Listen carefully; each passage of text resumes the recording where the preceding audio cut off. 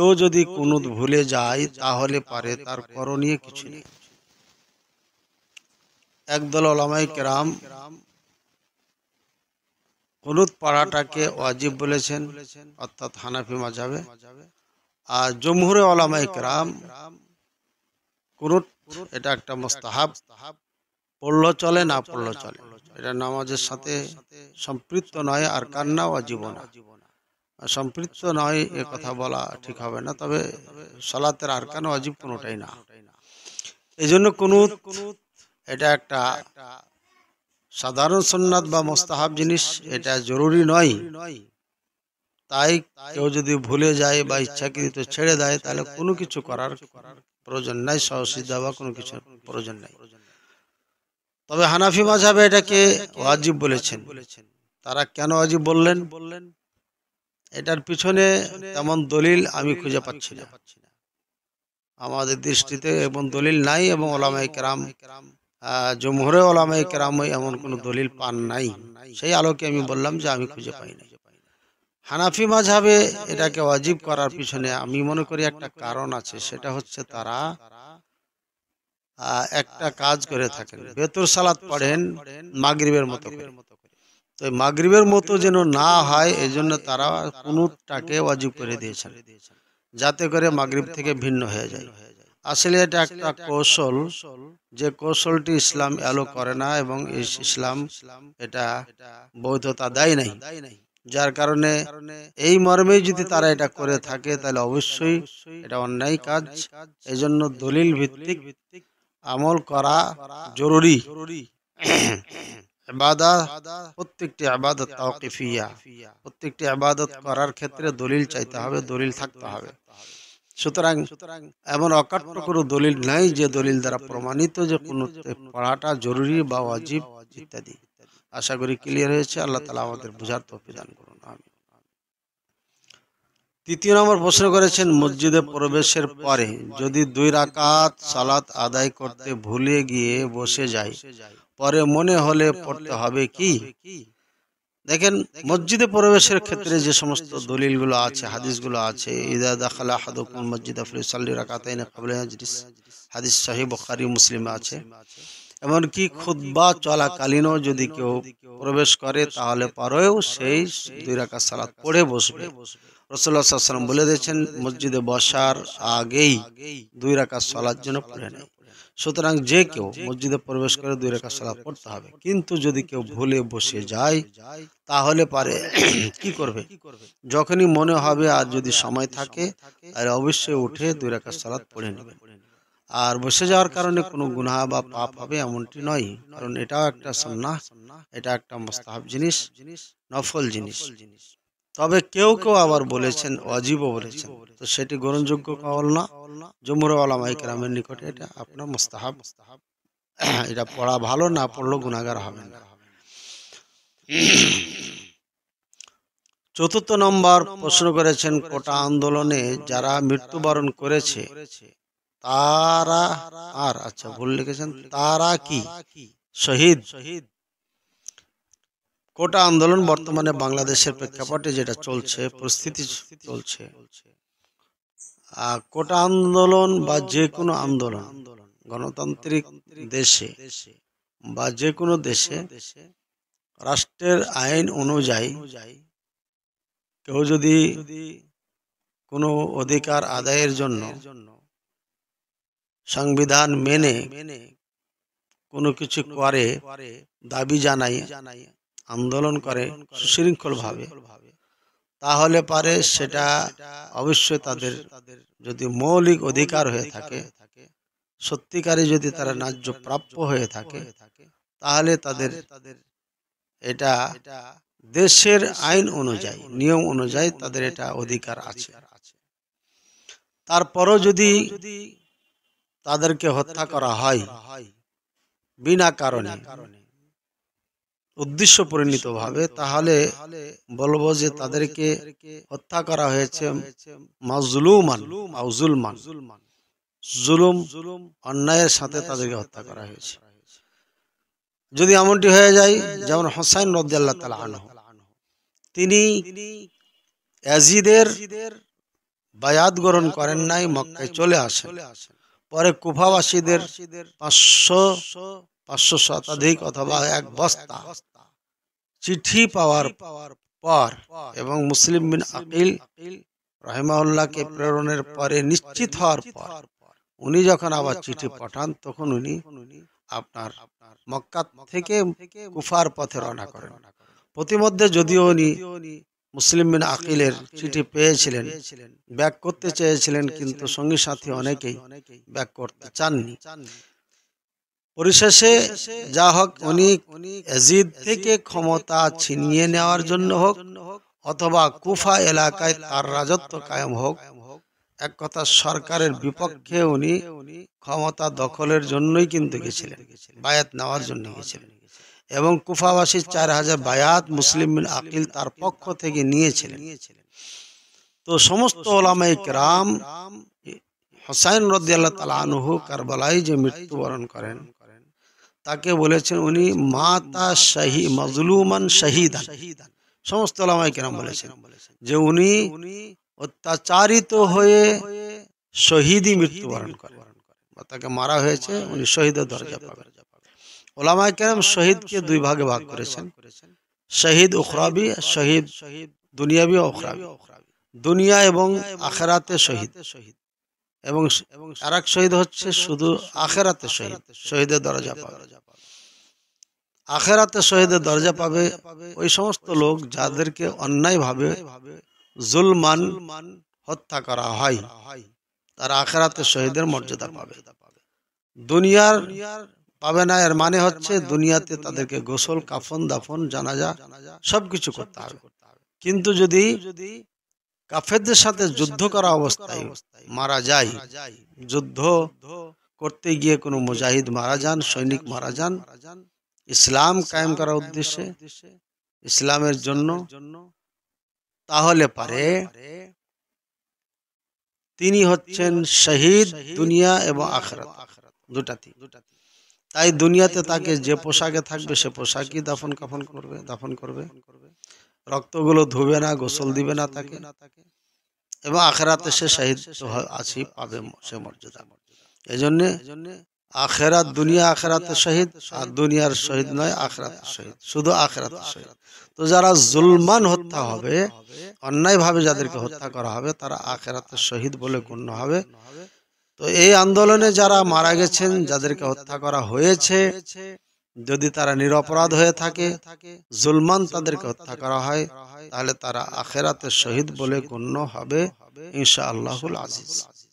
আল্লাহু আলাম বিসসাওয়াব, আল্লাহ ভালো জানেন। ইসলামের দৃষ্টিতে 6 নম্বর আপনার প্রশ্ন। আচ্ছা, 5 নম্বর প্রশ্ন, চলমান কোটা বাতিল আন্দোলন সম্পর্কে ইসলাম কি বলে? কোটা বাতিলের যে আন্দোলন রয়েছে, এটা বাংলাদেশের সংবিধান অনুযায়ী এবং গণতন্ত্র দেশ হিসাবে তাদের এটা যৌক্তিক এবং নৈতিক দায়িত্ব, সকল নাগরিকেরই দায়িত্ব, এটা শুধু তাদের জন্য না। কারণ কোটা ভিত্তিক চাকরিটা এটা দেশের জন্য, জাতির জন্য কল্যাণ বয়ে আনতে পারে না। কেন পারে না?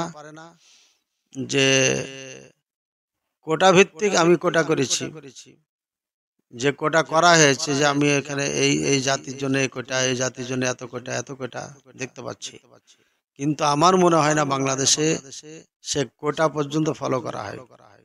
আমি তো দেখছি বিভিন্ন জায়গাতে যে বড় বড় অফিসার রয়েছেন, আমার মনে হয় তারা কোটা ছাড়িয়ে গেছে,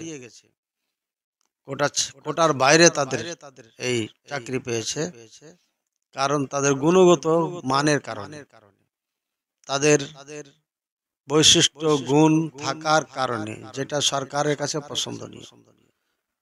তো সুতরাং কোটা ভিত্তিক যে চাকরি হয় বাংলাদেশে, আমাদের দেশে, এ কথাটাও সঠিক নয়। আর আরেকটা আছে, কোটা ভিত্তিক যে চাকরিটা হয়ে থাকে মুক্তিযোদ্ধাদের সন্তানদের চাকরি, এটা কোটা ভিত্তিক মোটামুটি 100 না হলে 90% হয়ে থাকে। তারপরও এখানে দলীয়করণ আছে। যেই সরকারি যখন আসুক না কেন, আমাদের দেশের নীতিতে তারা চাকরি দেওয়ার ক্ষেত্রে দলটাকে প্রাধান্য দিয়ে থাকে। এজন্য কোটা যেটা রয়েছে এটা আসলেই যে একটা নিখুঁত এবং খুব লাভবান এবং দেশ ও জাতির কল্যাণকর একটা বিষয় এমনটি নয়। এবং ইসলামের আলোকে কোটা ভিত্তিক চাকরি দেওয়া এটা জায়েজ নাই। ইসলামের আলোকে কোটা ভিত্তিক চাকরি দেওয়া এটা জায়েজ নাই। এই জন্যই যে কোটা ভিত্তিক চাকরি দিলে যারা মেধায় তালিকায় যারা আসবে তারা বঞ্চিত হবে। কারণ হতে পারে একজন গরিব অসহায় দুঃখী মানুষের সন্তান ভালো কিছু করেছে, কিন্তু সে কোটাই নাই, তাহলে পরে সে চাকরি পাবে না। গোটা ভার্সিটি মিলে যদি সে ফার্স্ট হয়ে থাকে আর যদি কোটাইতে সে না থাকে, অথবা এর পরেও যদি সে দলে না হওয়ার কারণে, অথবা তার টাকা না থাকার কারণে, অথবা তার সে ধরনের কোনো লোক না থাকার কারণে চাকরি হতে পারে, হবে বলে গ্যারান্টি নেই আমাদের দেশের প্রেক্ষাপটে বলছি। তো সুতরাং সব কিছুই মিলে ইসলাম যেটা বলে যে মেধাভিত্তিক যোগ্যতা ভিত্তিক একজনকে চাকরি দিতে হবে। আনজিলিন্নাস ফি মানাজিলিহিম, যার যতটুকু মর্যাদা সম্মান তাকে ততটুকু সে মর্যাদা সম্মান দিতে হবে। ওয়াদু'আশ-শাই ফি মাহাল্লি, ইনসাফ ন্যায়ের সাথে তাকে চাকরি দিতে হবে। এটা হচ্ছে প্রত্যেকটি দায়িত্বশীলের দায়িত্ব। এবং রাসূলুল্লাহ সাল্লাল্লাহু আলাইহি ওয়াসাল্লাম বলেছেন কুল্লুকুম রাঈন ওয়া কুল্লুকুম মাসউলুন আন রা'ইয়াতিহি, তোমরা প্রত্যেকই দায়িত্বশীল, আর যারা দায়িত্বশীল আছো তোমাদের স্বীয় দায়িত্ব সম্পর্কে জিজ্ঞাসিত হবে। সুতরাং যারা দায়িত্বে আছেন তাদের উচিত যে মেধাভিত্তিক ইনসাফের সাথে ন্যায়ের সাথে গরিব ধনী দল কোনো কিছু না দেখে চাকরি দাও, তাহলে পরে অবশ্যই দেশ উন্নতি হবে, তোমরা সামনে এগিয়ে যাবে। এজন্য চলমান কোটা বাতিলের আন্দোলন সম্পর্কে ইসলাম কি বলে, তারা যে আন্দোলন করছে এই আন্দোলনের ব্যাপারে কি বলছে? গণতন্ত্র দেশে এটা জায়েজ আছে, অনুমতি আছে, নিঃসন্দেহে কোনো সন্দেহ নেই, এটা সবাই জানে, সবাই বলে। কাজে তাদের এটা আন্দোলন যৌক্তিক আন্দোলন, এটাকে অন্য কিছু করার বলার সুযোগ নেই। আর ইসলামের আলোকে যেটা আছে, ইসলামের আলোকে হচ্ছে সরকারের বিপক্ষে, সরকারের বিরোধিতায় কোনো প্রদর্শনী করা যাবে না, মিছিল মিটিং এটা ওটা করা যাবে না। বরঞ্চ সরকার যদি সে ধরনের হয় তাকে সাক্ষাতে অথবা স্মারকলিপির মাধ্যমে অথবা কাউরির মাধ্যমে বিষয়গুলো তুলে ধরতে হবে।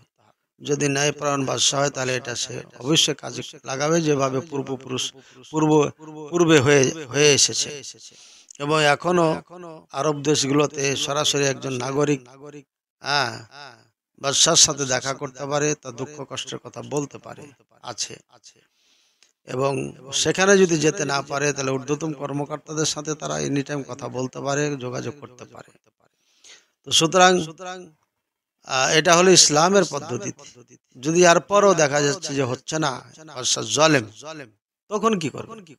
আমরা জানি হাজ্জাজ বিন ইউসুফ তিনি একজন জালেম বাদশা ছিল। তাই আইম্মায়ে কেরাম যারা ছিলেন তাদেরকে বলা হয়েছিল যে তার বিপক্ষে আন্দোলন করে তাকে দমন করে তাকে ক্ষমতাচ্যুত করো। তারা উত্তরে বলেছিলেন যে যদি তার বিপক্ষে দাঁড়াও তাহলে হাজার হাজার প্রাণ যাবে, এত মানুষের হিসাব আমরা দিতে পারবো না। কাজেই প্রাণহানি হোক এটা আমরা চাই না, ইসলামও চাই না, এই জন্য আন্দোলন করা যাবে না। তো ইসলামে এটা দৃষ্টিতে এভাবে আন্দোলন করা যাবে না। ইসলামে বাদশা জুলুম করলেও তার জুলুম সয়ে নিতে হবে। রাসূলুল্লাহ সাল্লাল্লাহু আলাইহি ওয়াসাল্লাম বলছেন যে আদ্দু হাক্কা সাহিব আমরিকুম কামা ক্বালা আলাইহিস সালাতু ওয়াস সালাম, যে তোমাদের বাদশা যারা হবে, রাজা হবে, নেতা হবে, তাদের হক আদায় করো, অসবিরু, এবং তোমরা সবুর ধারণ করো, ওয়া আজরুকুম ইনদাল্লাহ, আর তোমাদের প্রতিদান আল্লাহর নিকটে পাবে। আও কামা ক্বালা আলাইহিস সালাতু ওয়াস সালাম, রাসূলুল্লাহ সাল্লাল্লাহু আলাইহি ওয়াসাল্লাম স্পষ্টভাবে বলেছেন, বাদশা যদি জুলুম করে ধৈর্য ধারণ করো, তোমরা প্রতিদান আল্লাহর কাছে পাইবে। সুতরাং জালেম শাসক জুলুম যদি করে তাহলে পারে সেখানেও ধৈর্য ধারণ করতে হবে, কারণ ধৈর্য ধারণ না করে বিদ্রোহ করলে পারে আরো ক্ষতি আসবে, আরো ক্ষতি বয়ে নিয়ে আসবে, কারণ সে তো জালেম। এজন্য ইসলাম কোন রাষ্ট্রের বিপক্ষে অর্থাৎ রাজার বিপক্ষে আন্দোলন করা এটা নিষেধ করেছে, এবং এটা সালফে সালেহিন থেকে পাওয়া যায় না। জালেমের বিপক্ষে দাঁড়ানো এটা অনুমতি আছে যদি ক্ষমতা থাকে, যদি তাকে প্রতিহত করার ক্ষমতা থাকে তাহলে পারে তার সাথে যুদ্ধের মাধ্যমে হোক, যেভাবে হোক তাকে প্রতিহত করে তাকে ক্ষমতাচ্যুত করতে হবে। এটা যদি কাউরি ক্ষমতা থাকে তার জন্য অজীব, এটা তার জন্য এটা জরুরি। কথার কথা যে উত্তরবঙ্গে একজন শাসন করে, দক্ষিণবঙ্গে একজন করে, দেখা যাচ্ছে দক্ষিণবঙ্গের শাসক জুলুম করে, তাহলে উত্তরবঙ্গের শাসক যদি তার প্রতি বিজয় লাভ করতে পারে, তার এই ক্ষমতা থাকে, তাহলে তাকে ওয়ার্নিং দিবে, সতর্ক করবে। এরপরে যদি সে না মানে তাহলে সে যুদ্ধ করে তার পতন ঘটাবে এবং দেশে শান্তির ব্যবস্থা সে করবে যদি ক্ষমতা থাকে, তাহলে এটা অনুমতি আছে। এবং এটা সাহাবায়ে কেরাম থেকে পাওয়া গেছে, সালফে সালেহিন থেকে পাওয়া গেছে। আমরা স্পেন হারিয়েছি, সেখানে আমরা জানি কিভাবে সেটা স্বাধীন হয়েছিল। ইন্ডিয়াতে যে আমরা 800 বছর রাজত্ব করেছি, এখানেও ইসলাম কিভাবে ঢুকলো, এখানে কোন কোন সৈনিকেরা এসেছিলেন, কেন এসেছিলেন, এগুলো আমরা ইতিহাস জানি। তো ইতিহাসের আলোকে এটা বোঝা যাচ্ছে, কোন জালেম বাদশা যদি জুলুম অত্যাচার কোন এলাকায় করতে থাকে, ন্যায়পরায়ণ বাদশার জন্য উচিত তার পরাজয় ঘটিয়ে সেখানে ন্যায় প্রতিষ্ঠিত করা। আল্লাহ তাআলা আমাদের তৌফিক দান করুন।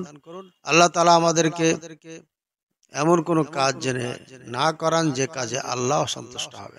আল্লাহ তাআলা আমাদেরকে আল্লাহ সন্তুষ্ট যে কাজে সে কাজ করার তৌফিক দান করুন, আমিন। আল্লাহুম্মা। 6 নম্বর প্রশ্ন করেছেন, ইসলামের দৃষ্টিতে ওয়াইফাই হ্যাক করে ব্যবহার করা কি জায়েজ? এক কথায় উত্তর, জায়েজ নাই, হারাম। কারণ ওয়াইফাই যিনি চালাচ্ছেন সে অবশ্যই টাকা দেয়, আর আপনি হ্যাক করে মানে চুরি করে ব্যবহার করবেন, এটা জায়েজ নাই, হারাম। 7, রাগ করে একসাথে 3 তালাক দিলে স্ত্রীকে ফিরে পাওয়ার উপায় কি? রাগ করি তো তালাক দেয়, স্ত্রীকে তার খুশি অবস্থায় তালাক দেয় না, খুশি খুশি তো তালাক দেয় না, রাগ করি তালাক দেয়। রাগ করে যদি কেউ একই বৈঠকে একই সাথে 3 তালাক দেয়, যদি বলে 3 তালাক দিলাম, তাহলে একটা, যদি বলে 1 2 3 দিলাম গুনে গুনে দেয়, তাহলে এটা একটু জটিল আছে। তবে একসাথে যদি 3 তালাক দেয়, বলে 3 তালাক দিলাম, তাহলে পারে এখানে কোনো তেমন মতনৈক্য নাই। হাদিসের আলোকে সে স্ত্রীকে ফিরিয়ে পাবে, 1 তালাক গণ্য হবে। যদি এভাবে 2 তালাক দেয়, 2 তোহরে 2 তালাক দিয়েছে, তারপরও সে ফিরিয়ে পাবে, স্ত্রী বাড়িতেই থাকবে 3 মাসের মধ্যে, অর্থাৎ 3টা তোহর পবিত্রতা আসবে। যখন 3টা, যে এক পবিত্র অবস্থায় তালাক দিবে, পরে আবার পবিত্র হবে, আবার পবিত্র হবে, এই 3টা পবিত্র পার হয়ে গেলে এই স্ত্রী আর থাকলো না, স্ত্রীর থেকে বের হয়ে গেল, একে বাইনসগরা বলা হয়। আর যদি 3 তোহরের ভিতরে স্বামী বলে ফিরিয়ে নিতে চায়, এবং সে ফিরিয়ে নিতে যদি চায় এবং স্ত্রী তার সাথে সংসার করতে চায়, তাহলে ফিরিয়ে নিতে পারবে। তবে ফিরিয়ে নেওয়ার নিয়ম কি? ফিরিয়ে নেওয়ার নিয়ম হচ্ছে সেই স্ত্রীকে বলবে, আমি তোমাকে স্ত্রী হিসেবে ফিরিয়ে নিলাম, আমি তোমাকে স্ত্রী হিসেবে ফিরিয়ে নিলাম, এভাবেই বলতে হবে। অনেক সময় স্ত্রীর সাথে কথাবার্তা আদান প্রদান সবকিছু হলো, ওলামায়ে কেরামদের বিশুদ্ধ মত হচ্ছে এটা হবে না, এটাকে রুজু হবে না বা মুরাজা এটা হলো না। স্ত্রী ফিরিয়ে নেওয়ার নিয়ম হচ্ছে তাকে বলতে হবে, আমি তোমাকে স্ত্রী হিসাবে ফিরিয়ে নিলাম, এবং 2 জন সাক্ষী রাখতে হবে, তাহলে পারে সে স্ত্রীকে নিয়ে সংসার করতে পারবে এবং কোনো সমস্যা নাই।